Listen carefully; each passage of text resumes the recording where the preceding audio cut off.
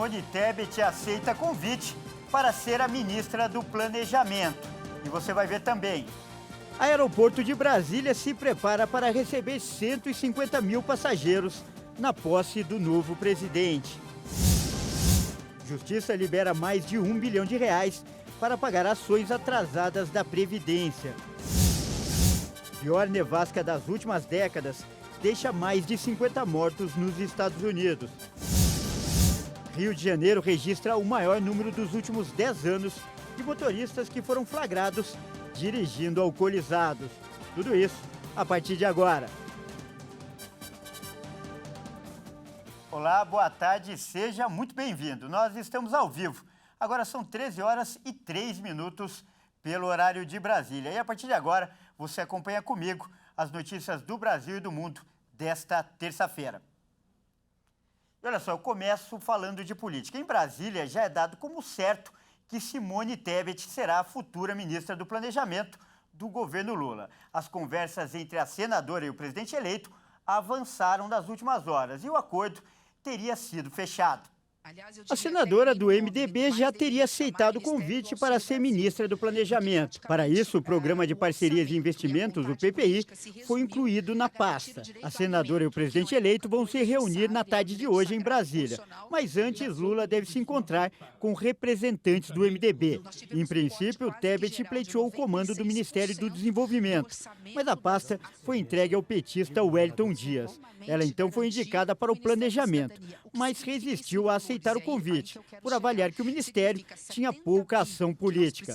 Com a inclusão do PPI na pasta, o acordo acabou sendo fechado. Candidata à presidência pelo MDB, Tebet foi importante aliada de Lula no segundo turno da eleição presidencial, quando mergulhou de cabeça na campanha eleitoral do petista. No governo, ela representará a cota institucional do MDB e também inicia uma costura para uma possível aliança em 2026. E olha só, a posse do presidente eleito Luiz Inácio Lula da Silva, que vai acontecer no dia 1º de janeiro, já começou a movimentar o mercado de viagens na capital do país. O aeroporto de Brasília espera receber cerca de 150 mil passageiros para a cerimônia. De acordo com a Inframérica, concessionária que administra o aeroporto de Brasília, são esperados mais de 150 mil passageiros entre os dias 30 de dezembro e 2 de janeiro. São estimados mais de 1.000 pousos e decolagens na capital neste período. Além de voos comerciais, Brasília também vai receber aeronaves de chefes de Estado e representantes diplomáticos internacionais, que serão recepcionados pela base aérea da capital, como prevê o protocolo da cerimônia. A Inframérica informou que durante todo o período, o aeroporto de Brasília terá reforço das equipes de segurança em parceria com os órgãos de segurança pública do Distrito Federal e a Polícia Federal. Eu mudo de assunto agora para falar que a Justiça Federal liberou mais de R$1 bilhão para o pagamento de ações previdenciárias atrasadas. Quase 107 mil segurados serão beneficiados com a medida. Os tribunais regionais federais receberam R$1,6 bilhão para quitação de ações de benefícios previdenciários e assistenciais, como revisões de aposentadorias, auxílios-doença, pensões e outros benefícios. De acordo com a Justiça Federal, as ações do tipo somam mais de 82 mil processos. Se considerados os processos que não estão ligados a benefícios do INSS, o montante ultrapassa R$1,9 bilhão, mais de 181 mil beneficiários. Para receber o pagamento, o processo precisa ter sido finalizado sem possibilidade de recurso do INSS, o chamado trânsito em julgado. É preciso ainda que a Justiça tenha concedido a ordem de pagamento, a requisição ou a autuação do processo. Caberá aos tribunais regionais federais coordenarem os depósitos dos recursos financeiros liberados de acordo com cronogramas próprios. E o novo consignado do Fundo de Garantia vai permitir que o trabalhador use o dinheiro para financiar a compra da casa própria. E a estimativa é que quase 11 milhões de famílias sejam beneficiadas com o crédito. O trabalhador vai poder usar os depósitos futuros do FGTS, o Fundo de Garantia do Tempo de Serviço, para a compra de casas do programa Casa Verde Amarela, a partir de 2023. A expectativa é que o FGTS consignado, que também é chamado de FGTS Futuro, comece a ser usado para o financiamento imobiliário no fim de abril. Inicialmente, a medida vai contemplar o trabalhador com renda familiar mensal de até R$ 2.400. Cada beneficiário poderá financiar apenas um imóvel em seu nome. A decisão de aderir ou não à modalidade caberá ao trabalhador, pois ela não é obrigatória. A estimativa é de que quase 11 milhões de famílias estariam enquadradas no perfil para a utilização do FGTS Futuro em prestações do financiamento imobiliário, segundo um levantamento do DataZap+. A estimativa é baseada em dados da PNAD contínua de 2019, do IBGE. Esse montante equivale a 15,8% do total de famílias do país. A proposta do Ministério do Desenvolvimento Regional foi aprovada em outubro pelo Conselho Curador do FGTS e funcionará como um consignado, com base em depósitos que as empresas ainda farão nas contas individuais dos empregados. Em vez do dinheiro depositado mensalmente ir para a conta do FGTS do trabalhador, será descontado para ajudar a pagar as prestações e diminuir mais rápido o saldo devedor do imóvel popular. E agora uma informação de utilidade pública. A emissão de passaportes, que estava suspensa desde novembro, foi retomada em todo o Brasil pela Polícia Federal. O repórter Leonardo Félix foi até a Superintendência da PF em São Paulo e traz mais informações. A Polícia Federal anunciou a normalização da emissão de passaportes após a liberação de verbas.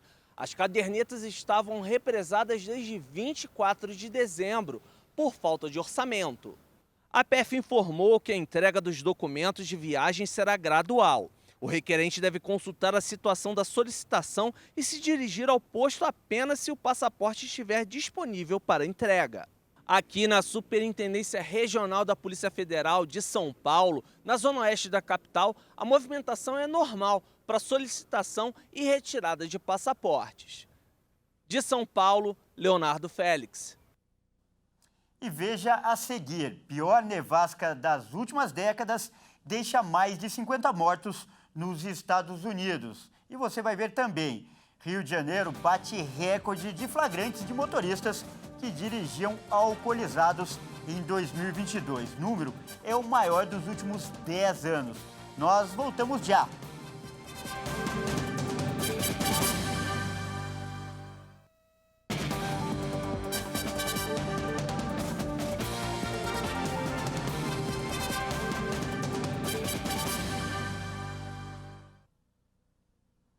Olá, mais uma vez, seja muito bem-vindo. Nós estamos de volta e ao vivo. Agora são 13 horas e 12 minutos pelo horário de Brasília. E agora eu trago os destaques internacionais. Olha só, a gente fala agora dos Estados Unidos, que enfrentam uma das tempestades de inverno mais rigorosas das últimas décadas. Até o momento, mais de 50 pessoas morreram. O balanço de mortes na tempestade de inverno mais rigorosa em décadas voltou a subir e já se aproxima de 50 pessoas nos Estados Unidos, 27 delas em um condado do estado de Nova York. Autoridades relataram que o fenômeno está longe de terminar e foi considerado a tempestade do século, apesar da intensidade ter diminuído. A região oeste do estado de Nova York, acostumada com o frio e com as nevascas, está enterrada sob um manto de neve, com temperaturas polares desde a semana passada. A tempestade provocou o cancelamento de mais de 15 mil voos nos Estados Unidos nos últimos dias, quase 4 mil na última segunda-feira. Muitas ruas de Buffalo, a segunda maior cidade do estado de Nova York, ainda estavam bloqueadas nesta terça, devido à neve, e autoridades pediram que as pessoas não dirijam. Os Estados Unidos sofrem com as consequências da tempestade desde a última quarta-feira. Durante o fim de semana, foram registradas temperaturas abaixo de zero em 48 dos 50 estados do país, inclusive em comunidades do Texas e ao longo da fronteira com o México. A previsão é que o tempo melhore gradativamente no decorrer da semana.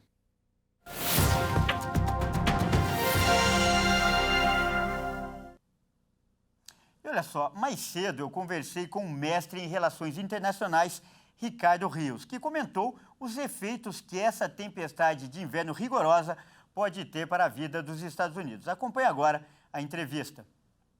Há pouco tempo, houve a passagem de um furacão pelos Estados Unidos, o furacão Ian. E agora essa nevasca. Esses dois fenômenos da natureza causaram morte e destruição. De alguma forma, você vê uma deficiência do Estado, da estrutura norte-americana para absorver esse impacto, ou é uma coisa que foge do controle do homem e, por consequência, do Estado? Boa tarde, Kleber. Boa tarde aos espectadores da RIT. É uma boa pergunta. O que acontece? Normalmente, isso é muito importante a gente pensar, esse tipo de catástrofe ela já é prevista, né? Os países, os estados, os municípios, eles têm uma grande estrutura de previsão e prevenção e mitigação também a esse tipo de ocorrência, esse tipo de questão da natureza, né? Curiosamente, o Brasil é um dos países que é melhor preparado para esse tipo de questão, né? A defesa civil funciona muito bem, ela é acionada com rapidez, ela consegue evacuar as comunidades, os bairros, as cidades de uma forma muito veloz. E por que a gente não vê isso em outros países? Por uma razão, a violência e o impacto desse tipo de tempestade, de ação da natureza, né? Você vê, por exemplo, tanto o furacão Ian quanto essas nevascas de fim de ano nos Estados Unidos, elas ganham força conforme passa o tempo e perdem força conforme os dias também passam. Quando você tem esse tipo de perda, para o país é muito bom, porque você diminui um pouco essa mitigação, então o risco é menor. Mas quando a força é grande, como está acontecendo agora nos Estados Unidos, fica muito difícil do Estado agir, porque, em primeiro lugar, é a segurança de quem trabalha, que está no meio. Então você não pode salvar os outros sem se salvar primeiro. Isso é regra de segurança internacional. Então, tem muito disso também. Essa força da natureza que veio nessas nevascas nos Estados Unidos acabou por impedir uma resposta maior. E como a gente pôde ver aí no noticiário, os prejuízos foram grandes, tanto com a perda de vidas, como também os prejuízos materiais. Esses prejuízos, como eles vão afetar a economia norte-americana e podem até respingar nas relações internacionais, até em outros países que não estão ligados diretamente a esse caso? Excelente pergunta, Kleber. Qual é o problema hoje, né? Essa nevasca aconteceu durante o Natal, no norte dos Estados Unidos, que é uma área muito rica. E se você pensar que você impede a troca comercial, né? As pessoas compram menos presentes de Natal, elas não viajam, elas não compram nos supermercados, elas não consomem, elas não abastecem seus carros, seus veículos, isso tudo cria uma reação em cadeia. Isso vai respingar na inflação americana, que está muito alta, na taxa de juros que está muito alta, e isso também afeta todo mundo, porque quanto mais a inflação americana sobe, mais contraído fica o mercado internacional. A taxa de juros global aumenta, as pessoas vão pagar mais caro em vários produtos de diversos gêneros, o combustível também aumenta. Então, tudo isso cria uma reação em cadeia que, para as próximas semanas, pode ser terrível, por mais que os outros países que não foram afetados estejam consumindo muito nesse final de ano. Mas isso pode, sim, afetar não só o mundo, mas o Brasil também. Ricardo, mais uma vez quero agradecer pela sua participação. Eu que agradeço, Kleber. Boa tarde a você e aos espectadores. Tá, então, nós acabamos de conversar com o Ricardo Rios, que é mestre em Relações Internacionais.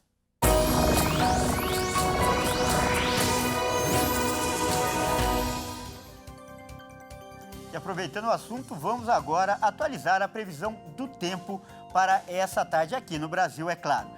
Lembrando que as chuvas fortes causaram danos em algumas regiões da Bahia. E por lá que a gente vai começar.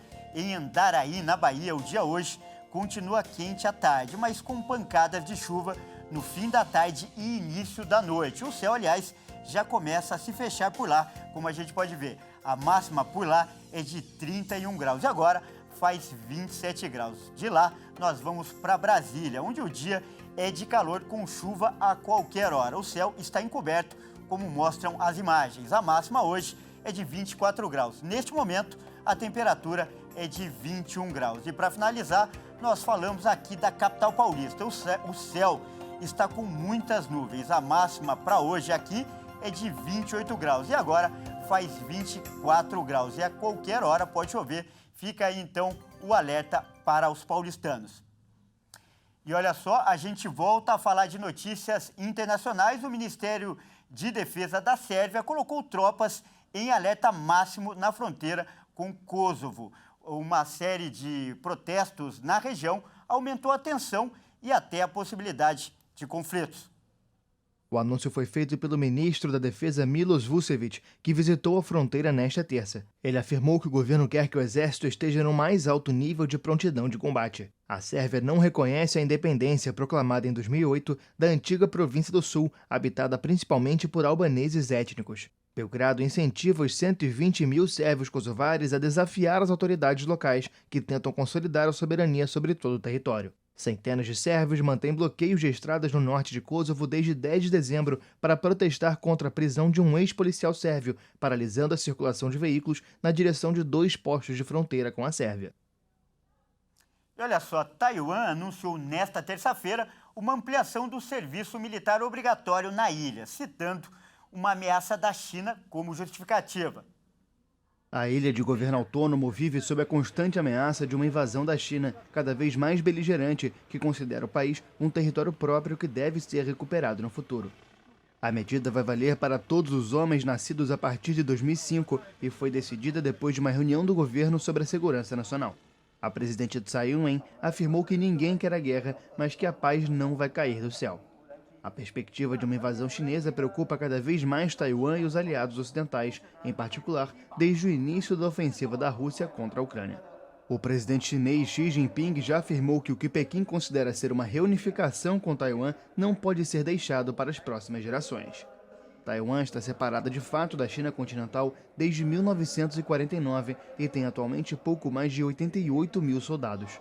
O exército chinês tem mais de 1 milhão de soldados, de acordo com as estimativas dos Estados Unidos. E o primeiro-ministro do Japão, Fumio Kishida, anunciou nesta terça-feira que os viajantes que chegarem ao país vindos da China terão que fazer testes de Covid-19 para poderem entrar no país. A medida ocorre após Pequim acabar com a exigência de quarentena para quem entre em seu território e começa a valer a partir da próxima sexta-feira. Kishida explicou que a decisão foi tomada porque há informações sobre uma rápida propagação dos contágios na China, que suspendeu abruptamente grande parte das restrições contra a Covid após protestos em todo o país. A iniciativa chinesa de eliminar a quarentena na chegada de passageiros a seu território abre a porta para as viagens de sua população ao exterior. Aqueles que testarem positivo ficarão em quarentena por 7 dias em instalações determinadas pelo governo japonês. Tóquio também limitará os voos vindo da China continental. O Japão flexibilizou nos últimos meses as restrições para a entrada de turistas. No momento, apenas os passageiros procedentes da China serão obrigados a fazer exames de coronavírus ao desembarcar no país. O território japonês só foi reaberto totalmente aos turistas em outubro, após 2 anos e meio de restrições por causa do coronavírus, que impediram a entrada de quase todos os viajantes estrangeiros. Em novembro, 934.500 pessoas visitaram o Japão, número 40% menor do que no mesmo mês antes da pandemia em 2019. Naquele ano, os viajantes da China continental representaram 30% dos turistas que visitaram o país asiático. E atenção, nós vamos encerrar essa edição com um alerta. O número de motoristas dirigindo alcoolizados ou então que se recusaram a fazer o teste do bafômetro em 2022 é o maior já registrado em 10 anos no Rio de Janeiro. O índice bateu o recorde da série histórica da Operação Lei Seca, que foi iniciada em 2012. Acompanhe. Até o último domingo, foram mais de 33.350 condutores flagrados nas blitzes realizadas no Rio de Janeiro. A marca anterior havia sido registrada em 2012, quando pouco mais de 33.200 motoristas foram multados ou tiveram a carteira de habilitação apreendida. Segundo a Secretaria da Operação Lei Seca, o aumento nas infrações é, em parte, reflexo da ampliação da quantidade de equipes atuando nas ruas, que dobraram este ano. Foram mais de 337 mil ações de fiscalização em 2022. O hábito de consumo em maior escala de bebidas alcoólicas adquirido pelos motoristas durante a pandemia também contribuiu para o aumento da taxa. No final de semana do Natal, 568 motoristas foram flagrados dirigindo sob efeito de álcool ou se recusaram a fazer o teste do bafômetro. Para o Réveillon, a Lei Seca informou que vai intensificar as ações de educação e fiscalização nos pontos de grande concentração de pessoas. Bom, e essa edição fica por aqui. Eu agradeço demais pela sua companhia e convido a continuar ligado em nossa programação, porque às 13h50 eu volto com mais notícias para você. Até mais!